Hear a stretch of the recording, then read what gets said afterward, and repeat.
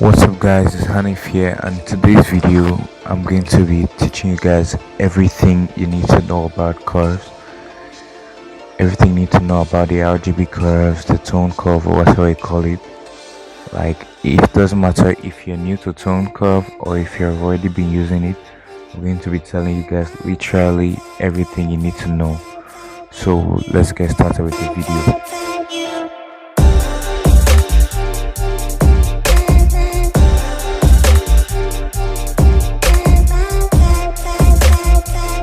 What's up guys, it's Hanif here, and before we continue with this video, make sure you subscribe to my channel and also turn on my notifications for more videos like this.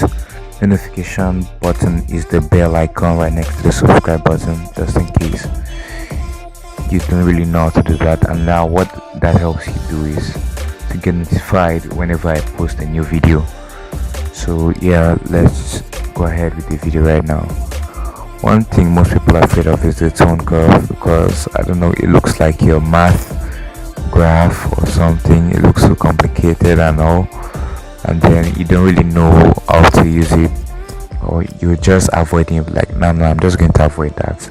I'm going to leave that for later or something. But what I have to tell you is that the tone curve is like the parts of the editing workflow that will really change your, like, to really increase your editing game.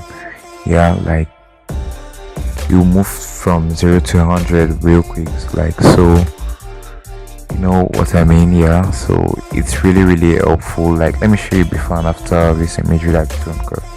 So this is before without the tone curve, and after the tone curve.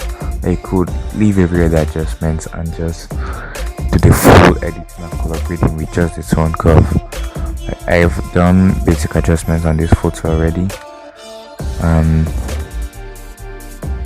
Yeah, I've done basic adjustments here.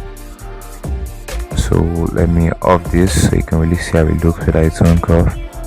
And this is this same image with the tone curve, so that you can see how much change that has been done to this image just because of this tone curve. Yeah, so let's just get started with the whole video and show you everything that you need to know about the tone curve right now. So like, before I continue, I have to point out that it doesn't matter what editing software you're using, if it's Photoshop or Lightroom, it doesn't matter. They all have tone curve. Even if it's Lightroom mobile, they all have tone curve. I've used tone curve in Lightroom mobile. They all have tone curve, and they work very well. So it doesn't matter whatever you're using, this will really help your editing game. So let's get started. I'm going to change this to linear so that you can really see how it looks at tone curve, and I could really show you step by step and point out how it all works. So now, when you first use Lightroom, I think I mentioned this in my very first video, it will look like this here. It would all look like this, but I don't really like using this. I don't think anyone uses this. So to get more control over your tone curve, you need to click this and turn it to a point curve, so you can just add points and manipulate it how you want. So yeah, now let me show you how to go about it, especially when you're just starting. You have to, like, mark out 3 points, these points, these points, and these points. Don't get scared of it. It's very easy. So this is your RGB curve. What this affects is everything. It doesn't affect the specific color. That's what it means. Yeah, so that's basically what it means. Yeah, so now what each of these points, I'll tell you guys what each of these points signify. Yeah, each of these points signify your okay, yeah, this one here, it signifies, it represents, I mean, represents your blacks. Whatever you do to that affects your blacks. This affects your shadows. This is your midtones, and this is your highlights, and this is your whites. It doesn't matter what channel you're in, they all affect your whites, highlights, midtones, shadows, and your blacks. So it doesn't matter what channel you're in, it's all going to affect it the same way. Yeah, so let me just show you. Like, so as you can see, this is affects my shadows. Don't worry, we're going to do this properly. Affects my shadows. This affects the midtones. Midtones mostly is basically the skin. Yeah, when you're talking midtones, what you really want to look at when you're adjusting midtones is the skin, so you don't screw it up. And this is your highlights. Yeah, okay, so now we're done with that, let's move over to the red channel. The same 3 points, they all do the same: white, highlights, midtones, shadows, and blacks. Yeah, so now let me tell you guys how it works. So lifting each of these points up would add red to a particular part of the image. Like lifting this up now would add red to your shadows. Lifting this up would add red to, lifting this up would add red to your black. Lifting this up would add red to your shadows, and lifting this would add red to your midtones, which mostly affect the skins. That's what I'm trying to look at, the skin while messing with your midtones. And then this affects your highlights. Now lifting it up means you're adding red to the image. Bringing it down means you're moving red. Now the opposite of red near in the tone curve is blue. So removing it now, you're adding blue to your image. You're adding blue, so yeah, that's how it is. Using that means you're adding blue to your image. So lifting it up means you're adding red. Bringing it down means you're adding blue. Basically, that's how it works. So you just play around with it and see how it works for you. Now, one thing you need to note is being able to combine each of these points in the tone curve, looking at an image and knowing which of these colors to use in your tone curve, so that works very well for you.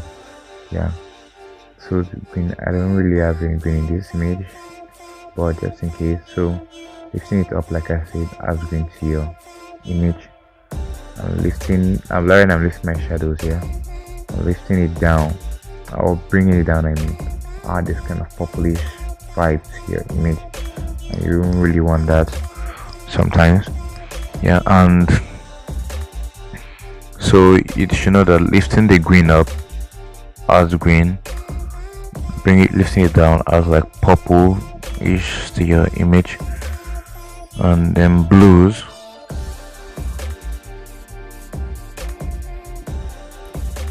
bringing it down adds kind of like a yellowish. Yeah, it has the color yellowish kind of color to your image, and lifting it up, of course, as blue. So now I would guess you know how tone curve works now, because that's like the basics of it. You lift it up, it has the color. You bring it down, it adds the opposite of that color to the image, and you're working with the 5 points.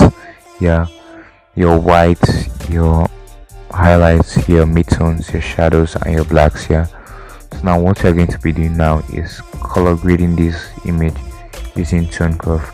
Like I said earlier, you need to be able to understand your tone curve well, so that you could be able to combine these colors. But now I'm going to give you a tip on what to do especially when you need to tone curve, because first of all, you will really like to play around with it to see how it really works for you. But let's go on. So right now, what I'm going to do here Now, depends on your image, it might not always work well for you. Some people tend to use a S curve. What the S curve does basically is this: it looks like an S, so it just sounds like this. It works well for most images. It's like an S, so what it does is just adds contrast to the image, but I don't want that. It doesn't work well for all images. So I'm going to add my points here.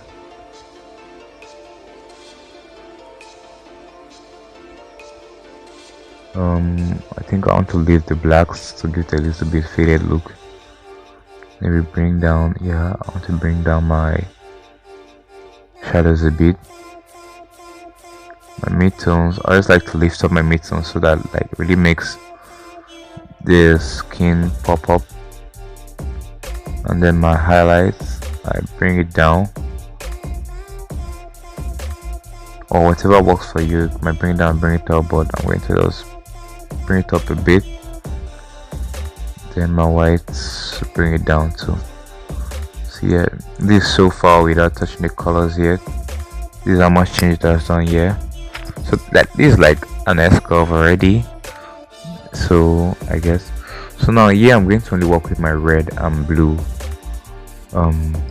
channels, because I don't need any other channel for this. Like most times, a little tip, most times I work with my red and blue channels,